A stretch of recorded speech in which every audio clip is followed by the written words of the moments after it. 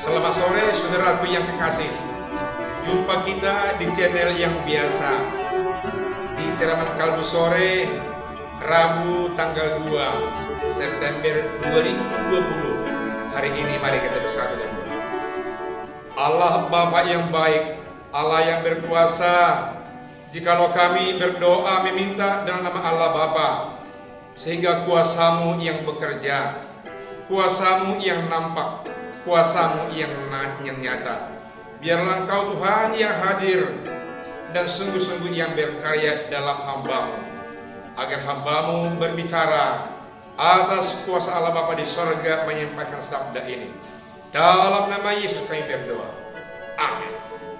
Firman Tuhan buat kita di sore hari ini Bapak Ibu sampai malam nanti terambil dari Matius pasal 12 ayat yang ke-22 sampai ayat yang ke-32.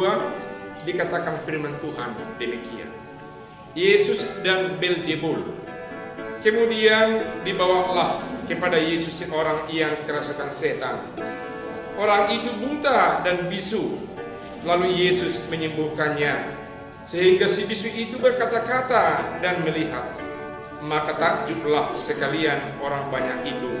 Katanya, ia ini agaknya anak Daud. Tetapi ketika orang Farisi mendengarnya, mereka berkata, dengan Beelzebul penghulu setan ia mengusir setan.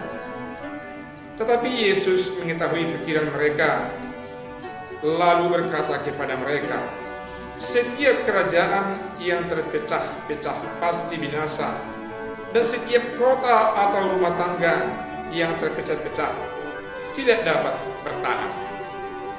Demikianlah juga kamu kalau iblis mengusir iblis, ia pun terbagi-bagi dan melawan dirinya sendiri.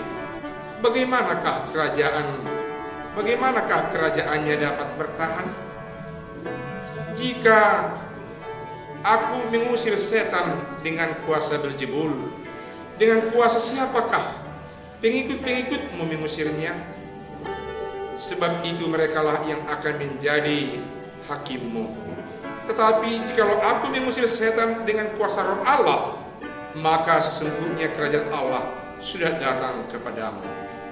Atau bagaimanakah orang dapat memasuki rumah seorang yang kuat dan merampas harta bendanya apabila tidak diikatnya dahulu orang kuat itu? Sesudah diikatnya barulah dapat ia merampok rumah itu. Siapa tidak bersama aku, ia melawan aku. Dan siapa tidak mengumpulkan bersama aku, ia mencerai-beraikan. Sebab itu aku berkata kepadamu, segala dosa dan hujat manusia akan diampuni, tetapi hujat terhadap Roh Kudus tidak akan diampuni. Apabila seorang mengucapkan sesuatu tentang anak manusia, ia akan diampuni. Tetapi jika ia menentang Roh Kudus, ia tidak akan diampuni di dunia ini tidak, dan tidak di dunia yang akan datang pun tidak. Demikian firman Tuhan. Saudaraku yang kekasih, firman Tuhan ini memperlihatkan bagaimana kuat kuasanya Yesus Kristus yang mengatasnamakan kuasa Allah. Kalau dia mengatasnamakan Allah Bapa di sorga, kuat kuasa Allah Bapa di sorga, itu berarti bahwa kuat kuasa Allah Bapa di sorga lah yang bekerja, yang senantiasa melakukan segala sesuatu yang dilakukan, yang dikatakannya. Itu artinya saya, Bapak Ibu, dan semua orang beriman, jikalau berbicara atas nama Allah Bapa di sorga dan atas nama Rohnya, itu kuasa Allah Bapa di sorga dan Rohnya akan berkenan, berlaku, dan akan terjadi dalam kehidupan orang yang beriman. Oleh karena itu, saudaraku yang kekasih, semua orang yang mendengar firman Tuhan ini, yang tergolong anak-anak, yang tergolong orang tua, yang tergolong mungkin kakek nenek, siapapun yang mendengarkan sabda ini dalam nama Yesus dan nama kuasa Allah Bapa di sorga, yang bergumul oleh karena penyakit, di rumah sakit, di rumah, di jalanan, kamu akan sembuh. Kamu akan memperoleh kelegaan seperti yang diperlihatkan oleh firman Tuhan ini. Yesus menyembuhkan orang buta, orang bisu, dan kerasukan setan. Luar biasa. Sudah dia buta, dia bisu, kerasukan setan lagi. Coba Bapak Ibu bayangkan bagaimana kira-kira pergumulan ganda yang dialami oleh yang bersangkutan ini. Ternyata ada satu oknum yang berkuasa yang menjadi tempat pengaduan yang bisa meluputkan semuanya pergumulan itu, menjadi bisa berbicara, menjadi bisa melihat, menjadi lepas dari kuasa roh-roh jahat, kuasa setan itu, yakni Allah Bapa di sorga dalam nama Yesus. Kuasa Allah Bapa di sorga dalam nama Yesus mampu untuk menyembuhkan segala sesuatu yang menimpa fisik, rohani, jasmani hidup orang-orang yang percaya. Sekali lagi, yang di rumah sakit, yang di rumah, yang di jalan, yang di kantor, saudara yang kekasih yang mendengar firman Tuhan ini, dalam nama kuasa Allah Bapa di sorga, dalam nama Yesus, semua penyakit yang membebani hati pikiran reda dan sembuh dalam kehidupan kita. Lalu datanglah orang Farisi menanggapi keadaan itu karena cemburu. Dia itu menyembuhkan atas nama penghulu roh jahat, yakni Beelzebul, penghulu iblis di dunia ini, untuk menyembuhkan orang bisu, orang buta, dan yang kerasukan setan itu. Lalu Yesus mampu membaca jalan pikiran mereka. Yesus bisa melihat bagaimana respon dari orang-orang Farisi itu.